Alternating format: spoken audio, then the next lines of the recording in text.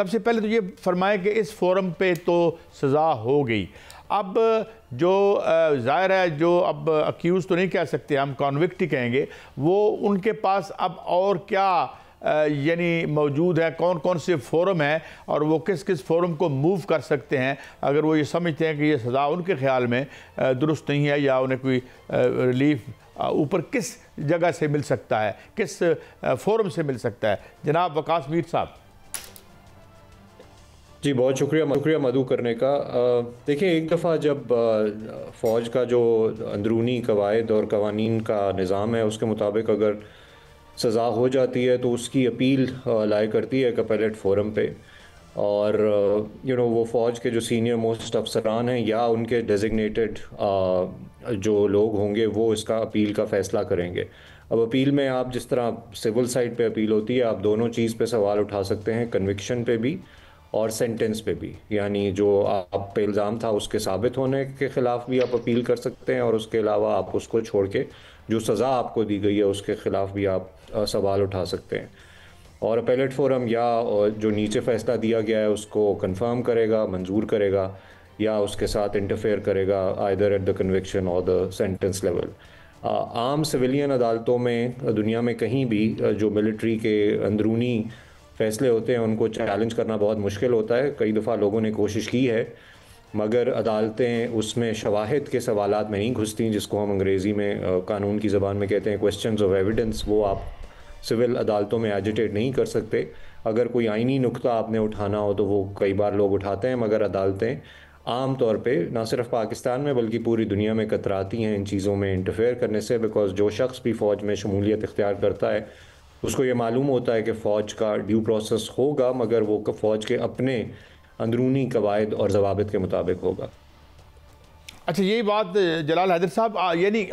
जलाल साहब मेरा सवाल आपसे ये होगा कि जो आज का फैसला है इसको तारीखी फैसला कहा जाता है और इसमें जो फैज़ हमीद को सज़ा हुई है, 14 साल सज़ा हुई है, इस हवाले से जो इंडिया है वो भी इस मामले को उछाल रहा है, हालांकि उनको मालूम होना चाहिए कि पाक फ़ौज जो है खुद एहतसाबी पर ना सिर्फ यकीन रखती है बल्कि खुद एहतसाबी करती भी है और आज मिसाल भी कायम कर दी है। जो मोदी के साथ जर्नल्स हैं उनको भी कान हो जाने चाहिए कि इस तरह जो है वो एहतसाब भी होता है। सर, ये सज़ा तो हो गई, इसमें यह भी ISPR ने कहा है कि मुजरम के सियासी अनासर के साथ मिली भगत के जरिए दानिस्ता तौर पर सियासी इश्ताल अंगेजी और अदम इस्तेकाम पैदा करना, इसके अलावा बाज़ दीगर मामलात में भी मुजरम मुलव्वस होने के मामले को अलहदा से देखा जा रहा है। ये कौन से मामलात हो सकते हैं? क्या फ़ौज में बगावत कराने के हवाले से जो 9 मई के मुकदमात हैं वो इससे टेल किए जा सकते हैं, या जब वो कोर कमांडर पेशावर थे उस वक्त जो उनकी सियासी सरगर्मियां थी वो उसको जो है वो इसके साथ किया जा सकता है, या ऑफिशियल एक्ट के तहत जो वो TTP के लीडरों को मिलते रहे और उनकी सजाएं माफ़ कराते रहे, क्या वो इसमें आ सकते हैं? देखिए जी, इसमें सबसे पहले तो मैं ये ज़रूर कहना चाहूँगा कि ये फैसला कानून की बालादस्ती का अमली इजहार है, जिसने साबित किया है कि ताकतवर कानून से बालातर नहीं है। जब कानून सबके लिए बराबर है तभी कौम तरक्की कर सकती है, और ये वो लम्हा है जब इंसाफ ने अपने कदम जो है वो मजबूती से जमा लिए हैं और किसी के लिए रियायत नहीं की गई और ना आइंदा की जाएगी। ये कौम के लिए एक बहुत बड़ा मैसेज है और कौम की यही उमंग और उम्मीद है कि हर फर्द वो जितना भी बड़ा कानून बड़ा हो, बड़े रुतबे पर फाइज हो, तो वो कानून से बालातर नहीं है और कानून की गिरफ्त से बाहर नहीं है, और यही हकीकी इंसाफ है। और अब मैं आपको ये बताना ज़रूर चाहूँगा कि ये जो इनको सज़ा दी गई है ये ऑफिशियल सीक्रेट एक्ट की खिलाफ वर्जी और इनके इख्तियारात का तजावुज़ और गवर्नमेंट रिसोर्सेज का गलत इस्तेमाल और रॉन्गफुल हार्म जो इन्होंने जो आम लोगों को दिया, जहाँ तक मुझे आइडिया है वो टॉप सिटी के केसेस से रिलेटेड, जिसमें सुप्रीम कोर्ट ने जो है वो ऑर्डर जारी किया था कि इनके खिलाफ जो है वो इंक्वायरी की जाए, और फिर उसी इंक्वायरी में इनके खिलाफ जो है वो अगस्त में जो है वो कोर्ट मार्शल की कार्रवाई का आगाज हुआ था, जो कि अब आज फैसले की सूरत में हमारे सामने मौजूद है। जी अच्छा जलाल साहब, ये फरमाइए देखिए जलाल साहब, इसमें सीक्रेट एक्ट के हवाले से रियासत की सलामती और मुफादात को नुकसान पहुंचाने का भी कहा गया है। तो ये रियासत की सलामती और मुफादात को नुकसान पहुंचाने के हवाले से कुछ सियासी सरगर्मियां थी, वो तो 9 मई से जाके जुड़ती हैं। जी जी बिल्कुल, ये 9 मई के साथ जुड़ती हैं और इस इम्कान को बिल्कुल रद्द नहीं किया जा सकता। इसके असरात जो है वो बानी पीटीआई और पीटीआई के वो लोग जो 9 मई के वाक़यात में मुलविस थे, जिन्होंने कौमी इदारों और कौमी फ़ख्र की जो निशानी है उनके ऊपर हमले किए, ये भी इस पर असरअंदाज जरूर होगा। और जो सीक्रेट एक्ट के बारे में आपको बताता चलूं, जब भी कोई शख्स रियासती राज अफशा करे, हसास मालूमात गैर मजाज अफराद को पहुंचाए या सरकारी दस्तावेजात, रिकॉर्ड, मंसूबे, खुफिया मालूमात लीक करे, ऐसी कोई कार्रवाई करे जो कौमी मफाद या रियासती सलामती या दिफा के नुकसान पहुंचाए, और ये इसी ऑफिशियल सीक्रेट एक्ट की खिलाफ वर्जी में शुमार होता है। ये जुर्म कोई सियासी जुर्म नहीं है, ये कौमी सलामती का जो है वो मामला है, और कौमी सलामती से मुतालिक जो भी मामलात होते हैं वो रियासती मामलात होते हैं और वो इंतहाई संगीन मामलात होते हैं। अच्छा जलाल हैदर साहब, माफ़ी चाहता हूँ मैं इंटरजेक्ट कर रहा हूँ। वकास मीर साहब, आपको लेते हैं इस मामले पे। अभी आपने जो बात की, आपने कहा अमूमी तौर पर जो है उसमें अदालतें कतराती हैं, ये एक लफ्ज़ आपने इस्तेमाल किया, लेकिन कानूनी पोजीशन क्या है? क्या ये अगर जो तमाम उनके ऑप्शंस एग्जॉस्ट कर लेते हैं with in the institution, army institution, तो क्या वो सिविलियन कोर्ट में भी मूव कर सकते हैं? जनाब जो भी कॉन्विक्ट हैं इस वक्त, एक तो ये बताइए, और फिर बाद में मैं पूछूंगा कि क्या इसकी फॉल आउट हो सकती है, मगर particularly can he move High Court, Supreme Court और no this is the final judgment? जनाब वकास मीर साहब। देखिए, कतराती का मैंने लफ्ज़ इस वजह से इस्तेमाल किया था कि कानून में उसकी गुंजाइश बहुत कम है। सो अदालत के पास 2 वजूहात हो सकती हैं किसी चीज़ में इंटरफेयर करने के, अगर कोई शख्स हाई कोर्ट जाना चाहता है। एक तो ये कि आइन का जो आर्टिकल है 199 जो कि आपको हक देता है हाई कोर्ट जाने का, उसके ज़ुमरे में आप आते हों। अब उसके अंदर सर्टन इंक्लूजन्स हैं जिसमें आर्म्ड सर्विसेज, आर्म्ड फोर्सेस के लोग हैं। सो एक तो पहला बार इनकी सामने ये होगा, अगर कोई भी शख्स जिसको मिलिट्री के कोर्ट के मुताबिक सज़ा हो, अगर वो हाई कोर्ट ये मामला लेके जाए, तो वहाँ पे ये सवाल उठाया जाएगा कि आप आर्टिकल 199 की ज़ुमरे में आते कैसे हैं, बिकॉज मिलिट्री के लोगों के लिए तो एक ख़ास एक्सक्लूजन क्रिएट की गई है। दूसरी चीज़ ये कि एक अगर ट्रायल आपका हो जाए जहाँ पे शवाहिद इकट्ठे किए जाते हैं, जिसको हम अंग्रेज़ी में कहते हैं leading and recording of evidence, अगर एक फोरम पे हो जाए, तो हाई कोर्ट या सुप्रीम कोर्ट में भी अगर आप डायरेक्टली भी चले जाएँ या FCC में आप चले जाएँ, तो वहाँ जाके आप शवाहिद से जो मुतलका सवाल होते हैं वो आप नहीं उस पर बहस कर सकते, विच मीन्स कि आप एविडेंस के फैक्ट बेस्ड क्वेश्चंस इन अदालतों में नहीं उठा सकते, बिकॉज उन अदालतों का काम नहीं है कि वो शहादत रिकॉर्ड करें, गवाहों को बुलाएं और उनसे पूछें कि क्या हुआ था क्या नहीं हुआ था।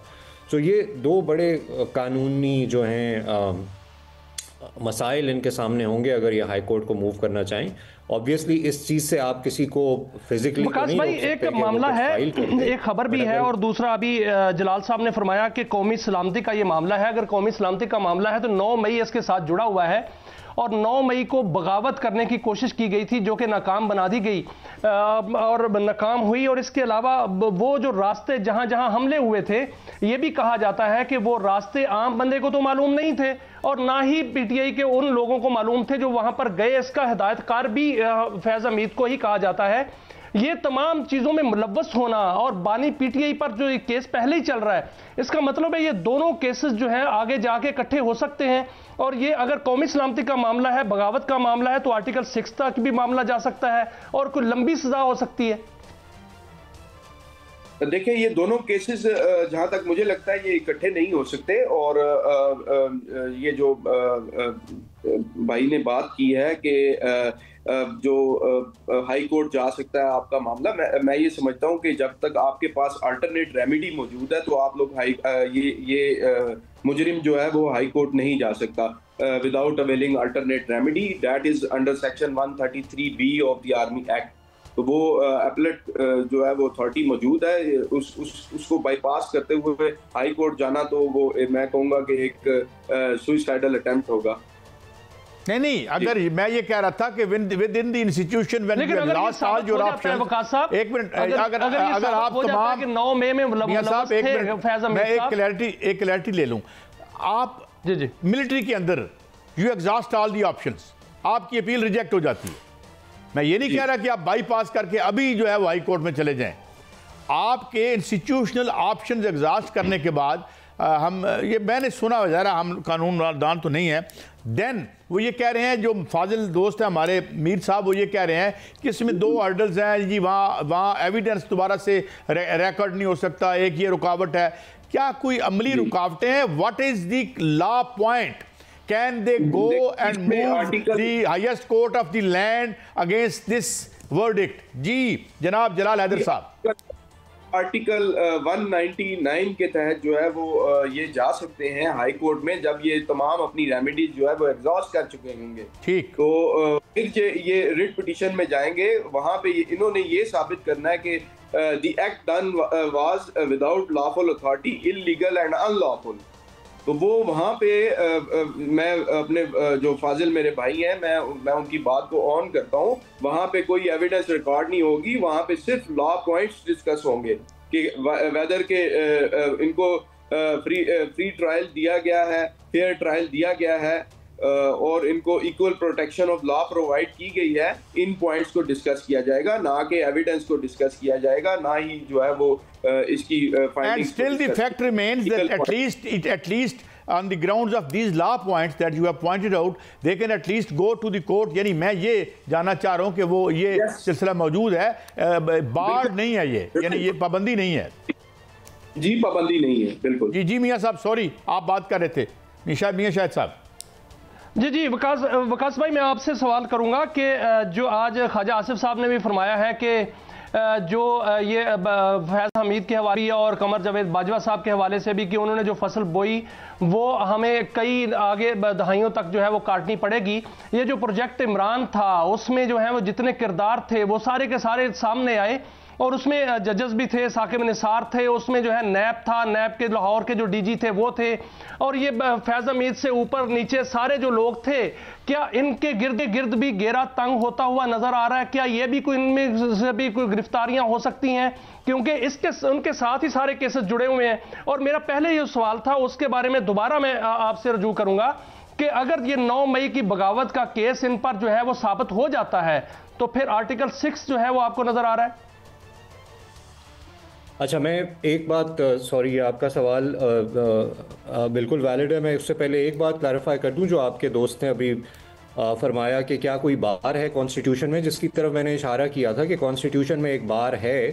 कि जो लोग आर्म्ड फोर्सेस के मेंबर्स हों और आइन के अल्फाज हैं who are subject to any law relating to the armed forces, तो वो हाई कोर्ट नहीं जा सकते। अब ये हुआ है कि लोग हाई कोर्ट जाते हैं और वहाँ पे ये बहस होती है कि क्या ये जो फैसला है वो 199(3) स्पेसिफिकली आर्टिकल 199 सब आर्टिकल 3 जिसमें आर्म्ड फोर्सेस के मेंबर्स के लिए बार है और people subject to law governing the armed forces वो बार है, तो वहाँ पे लोग आर्ग्यू करते हैं कि नहीं जी, इस वजह से वो कोई वजह क्रिएट करते हैं कि इस वजह से हम अब उससे निकल गए हैं और ये एसेंशली हमें यहाँ पे एक सिविलियन ट्रीट करना चाहिए। सो जो भी शख्स फैज़ हमीद साहब की सिचुएशन में है उसके लिए आर्टिकल 199(3) का बार होगा, apart from the bar very difficult bar के वहाँ पे एविडेंस वगैरह रिलेटेड क्वेश्चन एजिटेट नहीं किए जा सकते। सो रिस्पोंडेंट जो भी होगा, मिनिस्ट्री ऑफ डिफेंस और द मिलिट्री और द फेडरल गवर्नमेंट, उनका एक बहुत पावरफुल आर्ग्यूमेंट होगा कि इस ट्रायल का जो डिसीजन है अगर उसको अपेलेट कोर्ट ने फोरम ने कंफर्म कर दिया तो वो 199 में एजिटेट नहीं किया जा सकता। पहली बात तो ये, और दूसरी बात ये कि ये बिल्कुल भी गैर मामूली बात नहीं है कि अगर एक ट्रायल हो जाए और उसमें जो शवाहिद पेश हों उसकी कड़ी किसी और शख्स से या किसी और वाक़े से या मामले से मिले तो उसके नतीजे में और प्रोसिक्यूशंस हों। सो ये बिल्कुल मुमकिन है कि जब जो भी शवाहिद हुकूमत के सामने आए हैं वो इसकी नज़र में जायज़ा ले तमाम मामलात का, और फिर जो भी उनके पास कानूनी ऑप्शंस हैं, हुकूमत का अटॉर्नी जनरल का ऑफिस उसका जायज़ा लेगा और वो तमाम लीगल ऑप्शंस काबीना के सामने रखेगा, और जिसके अंदर आर्टिकल 6 के अंदर कोई बार नहीं है कि अगर आप एक सर्टन थ्रेशोल्ड मीट कर लेते हैं तो आप आर्टिकल 6 की कार्रवाई सिविलियंस या relevant officials of the armed forces जिनको आप जिनके सामने आप लोग को लगे कि आप साबित कर सकेंगे ये चार्ज, तो आप वो एक्सप्लोर करें, उसकी तफ्तीश करें और उसके बाद उनके खिलाफ चार्जेस फाइल करें।